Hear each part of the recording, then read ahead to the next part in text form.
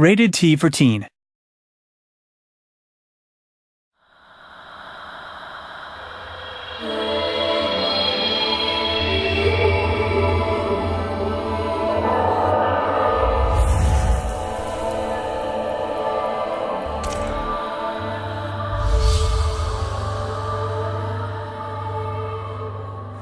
We, as a studio, we always use performance capture in all our games. It's a technique that we pioneered in games with our last game.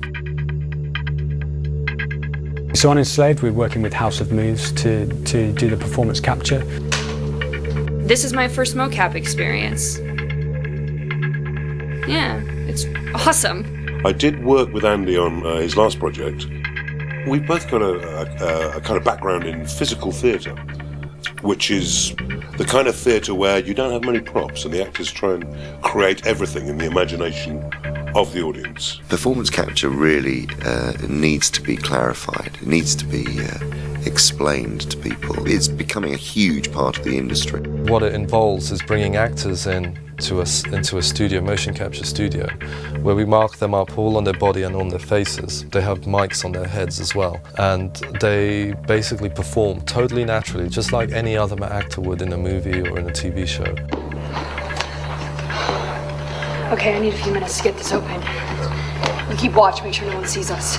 We had 3 days of rehearsal before we started any kind of actual capturing, where Tameem and Andy and I got to sit down and really plot out from the beginning each scene. Monkey! Yeah.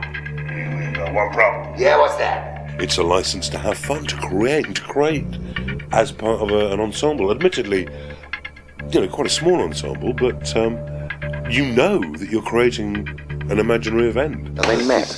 So these are mechs, not slaves that are coming to attack? Yeah, the mechs. We're reaching a point now where people are beginning to understand there's a necessity, there's a human need in having storytelling impact in gaming in a big way. I think Ninja Theory have been pioneers in that respect. As an attitude towards recording VO, we like to use the on-set recorded stuff as much as possible. When they're capturing the motion capture, we capture the voice as well, because unlike in film you will often replace a large percentage of the dialogue after the film's been done. But in a game, with mocap, it's a different actor, when I say a different actor, the character looks completely different. And the translation from the facial movement, it's never a perfect thing. So everything you can do to preserve the original performance, to make the original performance come through, is really, really key.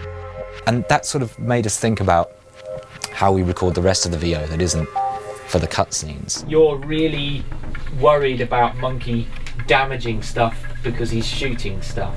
Okay, stand by. And we're rolling. Looks like the first anchor point is down these tunnels. I need you with me, Monkey. Get up here. Please. Monkey, there's a route up. I've coded the dragonfly to lead the way.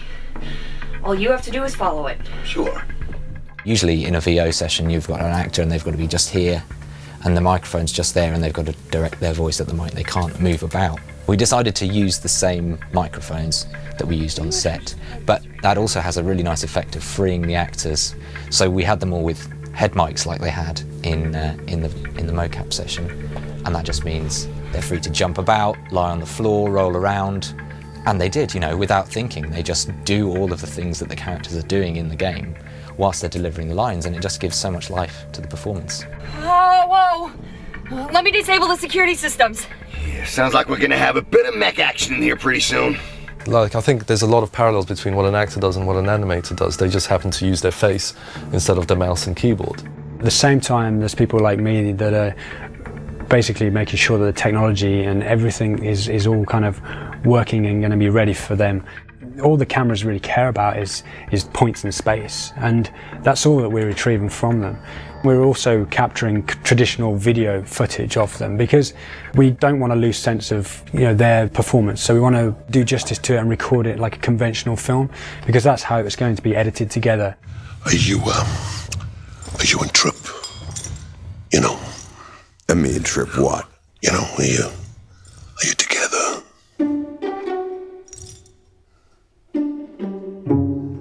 Trip, enslaved me. And if I don't do what she says, she causes me a lot of pain. And if I still don't do what she says, she kills me. All right. And if you do it right, it draws you totally in and you totally believe that character's real. I'm not the kind of guy to go muscling in. Pixie. She can hear every word we say.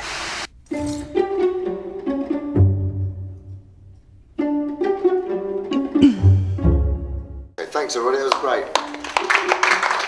I think it went pretty well. I mean, and that was the highlight of my day. You know what I mean?